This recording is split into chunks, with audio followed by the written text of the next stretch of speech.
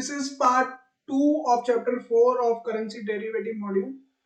So in इस chapter में इस वीडियो में हम डिस्कस करने वाले हैं अबाउट ऑप्शन ग्रीक्स, और ऑप्शन ग्रीक्स भी कहीं ना कहीं एक ऐसे पैरामीटर्स हैं जो ऑप्शन प्राइसिंग को डिटरमाइन करने में हेल्पफुल होते हैं.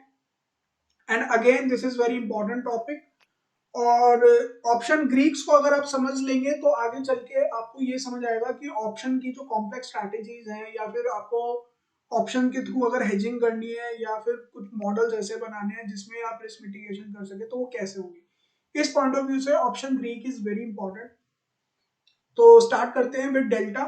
तो 5 इंपॉर्टेंट ऑप्शन ग्रीक्स हैं वैसे तो, और अगर आप बात करेंगे तो होते तो बहुत सारे हैं, लेकिन जो हमारे लिए इंपॉर्टेंट है फॉर स्ट्रैटेजी पर्पसेस वो ओनली 5 है. उसमें से 4 फर्स्ट हैंड ऑप्शन ग्रीक है और एक ऑप्शन ग्रीक ऐसा है जो सेकंड डेरिवेटिव ग्रीक है. तो आइए टॉपिक को करते हैं स्टार्ट. तो फर्स्ट वन इज डेल्टा. तो डेल्टा से समझिएगा D for delta and D for direction. तो delta represents the direction. Delta represents the direction. कैसे? So it measures the sensitivity of the option value to a given small change in the price of the underlying asset. क्या कह रहा है, इसको एक बार दोबारा समझते हैं चार्ट के थ्रू. तो डेल्टा ये कहता है, मान के चलिए अगेन मैं एग्जांपल लेता हूं रिलायंस का. रिलायंस 2500, ठीक है. अगेन वही हम चार्ट बनाएंगे स्ट्राइक्स की. 2500 आ गया यहाँ पे. अब की बार 2400 ले लो, 2300 ले लो, ऐसे 2600 ले लो और 2700 ले लो, और यहाँ पे मार्केट है ऑलरेडी. और इनके प्रीमियम्स भी डिसाइड कर लेते हैं. 100 यहाँ पे कॉल में हो गया, कॉल में, और यहाँ हो गया पुट. ऐसे मान के चलते हैं 95 को. फिर उसके बाद यहाँ पे हो जाएगा 200 के आसपास, और यहाँ इसको ले लिया 60 और इसको ले लिया हमने 20. ऐसे यहाँ पे हो जाएगा अगेन 195 के आसपास, और ये हो जाएगा 300. उसके बाद यहाँ पे आप 60 ले सकते हो, यहाँ पे आप 20 ले सकते हो. तो ये प्रीमियम वैल्यूज हमने एडजस्ट कर लिए. तो अब डेल्टा कहता है कि डेल्टा मान के चलिए अब रिलायंस में 10 मिनट बाद 2500 का आफ्टर 10 मिनट्स रिलायंस का प्राइस जो है 2600 आ गया. तो ये कह रहा है कि जो 100 पॉइंट्स का चेंज आया है, 100 पॉइंट्स का जो चेंज आया है, उससे ऑप्शन के प्राइसेस पे कितना फर्क आएगा. ये जो 100 पॉइंट्स का चेंज आया है उससे इसमें कितना प्रीमियम्स में कितना चेंज आएगा. 2500 के 24, 23, 26, 27. तो सबके प्रीमियम में, सारी स्ट्राइक्स के प्रीमियम में जो चेंज आएगा वो बताएगा डेल्टा. तो डेल्टा क्या कहता है कि अगर अंडरलाइंग एसेट में 1 रुपीज का चेंज आता है तो ऑप्शन के प्रीमियम में उस 1 रुपीज से कितना चेंज आएगा वो डेल्टा बताता है. तो अब बात just go by the definition. So it measures the sensitivity of the option value to a given small change in the price of the underlying asset. It may also be seen as the speed with which an option moves concerning the price of the underlying asset. और इसका formula है delta is equal to change in the option premium divide by upon by unit change in the price of the underlying asset. यानी कि जब underlying asset में 1 रुपए का change आएगा तो ऑप्शन के प्रीमियम में कितने रुपए का चेंज आएगा वो बताएगा आपको डेल्टा. तो डेल्टा की वैल्यू हमें निकालने की जरूरत नहीं है. अगर आप थ्योरेटिकल बात करें तो मैं आपको थ्योरेटिकल यहाँ पे समझा देता हूँ. देखिए डेल्टा एक तरीके से प्रोबेबिलिटी बताता है कि मार्केट के ऊपर या नीचे जाने की कितनी प्रोबेबिलिटी. तो हमेशा ध्यान रखिए एट द मनी पे जो डेल्टा की वैल्यू होती है is always 50%. Eight the money पे 50% डेल्टा होता है. क्यों? क्योंकि मैंने आपको प्रोबेबिलिटी बताया था delta is equal to probability. Delta probability को भी बताता है. तो जब मार्केट एक प्राइस पे खड़ी है तो उसके 50% चांस है कि वो ऊपर चली जाए और 50% चांस है नीचे चली जाए. तो इसका मतलब अगर हम ऊपर जाने की बात करते हैं कॉल के केस में, तो डेल्टा कितना आएगा यहाँ पे 50%. तो अब इसका मतलब ये है कि अगर रिलायंस का प्राइस 100 रुपए से ऊपर जाता है और 100 रुपए का 50% कितना हो गया 50, तो इसकी वैल्यू कितनी हो जाएगी 150 रुपीज. ठीक है. ऐसी इसकी जो प्रोबेबिलिटी है वो कम होगी. मान के चलिए 30% इसकी वैल्यू, इसकी प्रोबेबिलिटी और कम होगी 15%. लेकिन अगर हम ऊपर जाएंगे तो उसकी प्रोबेबिलिटी बढ़ती जाएगी. क्यों? क्योंकि वहां से मार्केट ऑलरेडी निकल चुकी है. ऐसी पुट के केस में उल्टा हो जाएगा. 85%, 75%, अगेन 50, 25 एंड 15%. ठीक है. इस तरीके से डेल्टा की वैल्यूज वेरी करती है. तो डेल्टा सिंपल, और ये ये आपको कैलकुलेट करने में बहुत हेल्पफुल होता है जब आप नेकेड पोजीशन लेते हो और हमें रिस्क टू रिवॉर्ड अपना कैलकुलेट करना होता है, प्रॉफिट टारगेट और स्टॉप लॉस अपना लगाना होता है ऑप्शन में, तो डेल्टा बहुत हेल्पफुल होता है। Then comes the gamma.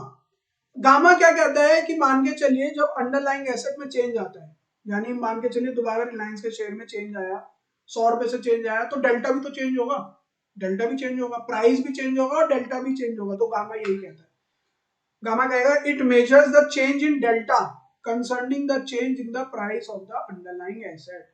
This is called as a second derivative option. मैंने आपको बताया था इसके अंदर एक सेकंड डेरिवेटिव है और बाकी जो चार हैं वो फर्स्ट हैंड डेरिवेटिव है। तो it is calculated as a ratio of the change in the delta for a unit change in the market price of the underlying asset. By formula, it is change in an option delta upon by change in the unit price of the underlying asset is equal to gamma. Next है theta. तो theta क्या है? T से theta और T से time value है। Time value हम already discuss कर चुके हैं, एक्सट्रिंसिक वैल्यू होती है। तो it measures of it is a measure of an option sensitivity to time decay. Theta is a change in option price given a 1 day decrease in time to expiration. इसका मतलब क्या है कि देखिए जो ऑप्शन की प्राइसिंग है वो विद रिस्पेक्ट टू टाइम होती है, with respect to expiry date होती है। तो जैसे जैसे हम एक्सपायरी डेट के करीब आते हैं वैसे वैसे ऑप्शन की वैल्यू जो है, ऑप्शन का प्रीमियम जो है ऑटोमेटिकली डिके होता रहता है, चाहे वो इन द मनी में हो, चाहे वो आउट ऑफ द मनी में हो, चाहे वो एट द मनी। बस ये होता है कि जो इन द मनी होता है, इन द मनी में जो टाइम की वैल्यू होती है वो बहुत कम होती है, इंट्रिंसिक वैल्यू ज्यादा होती है। लेकिन एट द मनी में सबसे ज्यादा एक्सट्रिंसिक वैल्यू होती है। क्यों? क्योंकि एट द मनी पे ऑप्शन का प्रीमियम ज्यादा होता है as compared to out of the money. तो इसलिए theta is generally used to gain an idea of how time decay is affecting your option position. Theta is equal to change in an option premium upon by change in time to expiry.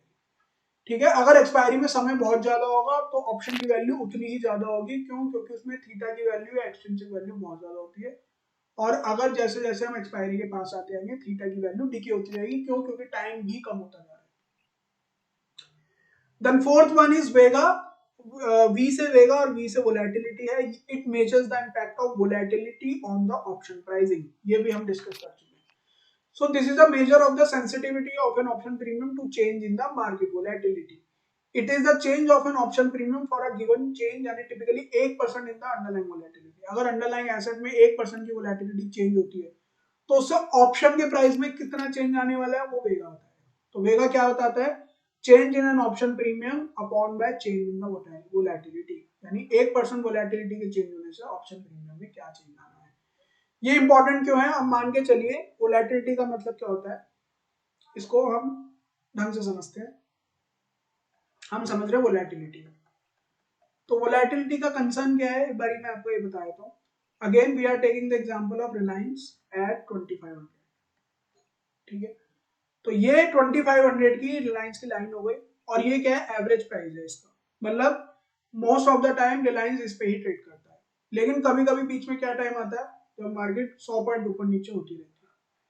तो ये इसकी volatility. Volatility माने ऊठा पटक, ऊठा पटक हो गई है इसके अंदर। तो 100 रुपए की ये वोलेटिलिटी है। मान के चलिए ये हो गया 2600 और नीचे से ये हो गया 2400। तो 100 डिवाइड बाय 2500 कितना हो गया? 4% की इसमें वोलेटिलिटी आती है। तो 4% ऊपर जाता है, 4% नीचे जाता है। तो इसका मतलब क्या है? 2600 से लेके 2400 तक की स्ट्राइक ऐसी है जो मार्केट जो रिलायंस का शेयर है कवर करता है, यानी इसकी वोलेटिलिटी 4% के हिसाब से है। अब मान के चलिए इसकी वोलेटिलिटी किसी दिन 5%, 1% और बढ़ गई और 5% हो गई, तो इसका मतलब ये और ऊपर भी जा सकता है 2625 तक, 1% प्लस हो गया तो। और ऐसे नीचे भी आ सकता है 2375 तक। अब जैसे ये 2625 पे जाएगा तो 2625 वाले ऑप्शन की प्राइस बढ़ेगी, ये एट द मनी हो जाएगा। ऐसे ही अगर ये 2400 से नीचे जाएगा तो 2400 की 2375 वाली पुट ऑप्शन जो है वो भी इन द मनी हो जाएगी। तो वोलेटिलिटी क्या कहता है? वोलेटिलिटी ये कहता है कि out of the money in the money में कितनी जल्दी कन्वर्ट होती है, वो वोलेटिलिटी बताता है। सिंपल, अगर हम सिंपल बात करते हैं तो आउट ऑफ द मनी कितनी जल्दी आईटीएम में कन्वर्ट हो सकती है, इन द मनी में कन्वर्ट हो सकती है, वो कौन बताएगा? वो वोलेटिलिटी। अब जितनी ज्यादा वोलेटिलिटी उतना फास्ट और जितनी कम वोलेटिलिटी उतना स्लो। मतलब उतने चांसेस जो है वो घटते जाएंगे। तो वोलेटिलिटी के बढ़ने से ऑप्शन के प्राइस में कितना बढ़ेगा? अब जैसे जैसे वोलेटिलिटी बढ़ेगी, volatility rises, price premium rises, तो प्रीमियम भी बढ़ेंगे, है ना। अगर वोलेटिलिटी घटेगी तो प्रीमियम भी घटेगा, ध्यान रखना आप लोग। क्यों? क्योंकि मार्केट में चांसेस फिर घट जाएंगे इन द मनी होने के। सारा गेम है इन द मनी होने का, आप ध्यान रखिए, सारा गेम है इन द मनी होने का। देन लास्ट इज आरएचओ, और जिसको रो भी बोलते हैं। तो RHO stands for, R stands for RHO, और आर से ही आता है risk free rate of interest. तो एक बार मैं आपको इसको भी समझा देता हूँ। आर से आरएचओ रो, और आर से आता है risk free rate of interest, यानी ये वो रेट होता है रिस्क फ्री इंटरेस्ट जो आपको एफडी पे और आरडी पे मिलता है। एफडी रेट जिसको बैंक रेट बोलते हैं, या फिर गवर्नमेंट का जो रेट होता है, गवर्नमेंट का जो इंटरेस्ट रेट होता है जिस पर डिफॉल्ट नहीं हो सकता, जिस पे आपको रिस्क नहीं लेना, जिसको आपको घर पे बैठ बैठ के एंजॉय करना है और जिसके लिए कोई मेहनत नहीं करनी, उसको हम रिस्क फ्री इंटरेस्ट रेट बोलते हैं। तो वो ये कह रहा है कि अगर रिस्क फ्री इंटरेस्ट रेट में 1% से चेंज आता है तो ऑप्शन के प्राइस में कितना चेंज आएगा, वो आपको आरएचओ फैक्टर बताता है। सिंपल है।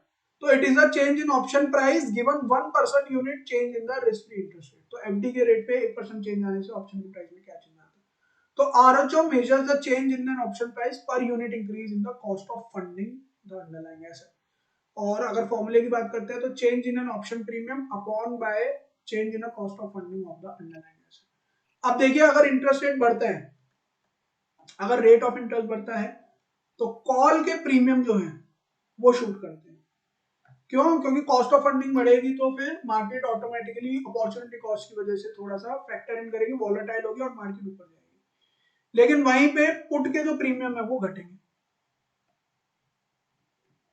पुट के प्रीमियम जो है घट जाएंगे। ठीक है, मार्केट के नीचे के जाने के चांसेस थोड़े से कम हो जाते हैं अपॉर्चुनिटी कॉस्ट की वजह से। ठीक है, तो that's it from this chapter and will meet in the new video with next chapter. That's it for today's class. We'll discuss the new topic in next video.